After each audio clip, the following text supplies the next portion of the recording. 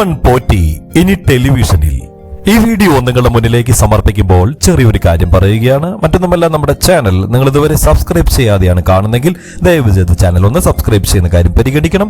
കൂടാതെ നോട്ടിഫിക്കേഷനായി താഴെ കാണുന്ന ബെൽ ബട്ടൺ കൂടി അമർത്തണമെന്ന് പ്രത്യേകം താല്പര്യപ്പെടുകയാണ്.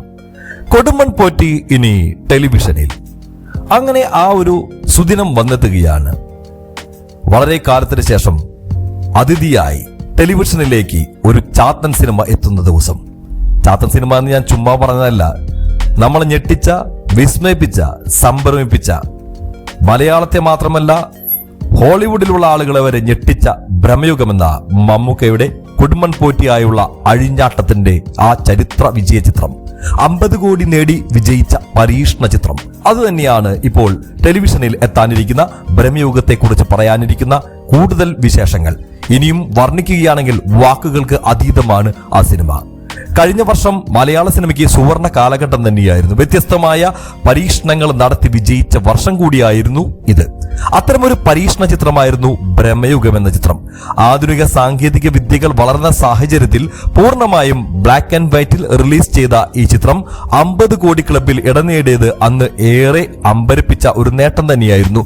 സകലരെയും ഞെട്ടിച്ചുകൊണ്ടായിരുന്നു ആ ഒരു നേട്ടം ഈ ചിത്രം കൈവരിച്ചത്.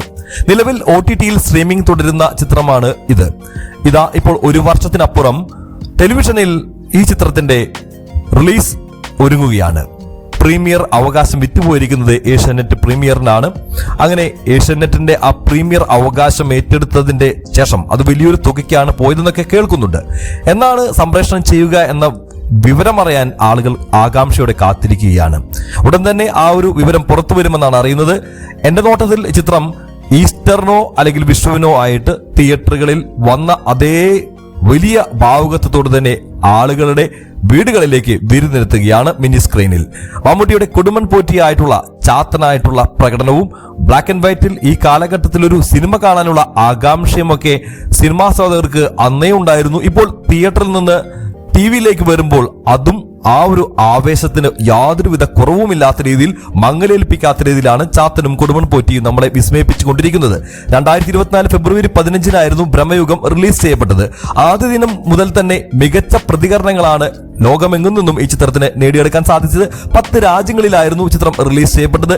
ഫുൾ ഓൺ എന്റർടൈൻമെന്റുകൾ സമ്മാനിച്ച 2024 കട്ടക്കി പിടിച്ചു നിൽക്കാൻ ഭ്രമയുഗത്തിനായി എന്നത് ഏറെ ശ്രദ്ധേയമായ ഒരു നേട്ടം തന്നെയാണ്. ഭൂതകാലം എന്ന ചിത്രത്തിന് ശേഷം രാഹുൽ സദാശിവൻ സംവിധാനം ചെയ്ത ഈ ചിത്രം മമ്മൂട്ടിയെ കൂടാതെ തന്നെ ഒരുപാട് ആളുകളുടെ പ്രയത്നത്തിന്റെ ഫലമാണ്. മമ്മൂട്ടിയെ കൂടാതെ ചിത്രത്തിൽ നിറഞ്ഞാടിയ മറ്റ് കഥാപാത്രങ്ങൾ സിദ്ധാർത്ഥ് ഭരതന്റെ കഥാപാത്രവും അർജുൻ അശോകനും അമാൽഡ ലിസും മണികണ്ഠനും അവതരിപ്പിച്ച മറ്റ് പ്രധാനപ്പെട്ട കഥാപാത്രങ്ങളുമാണ്.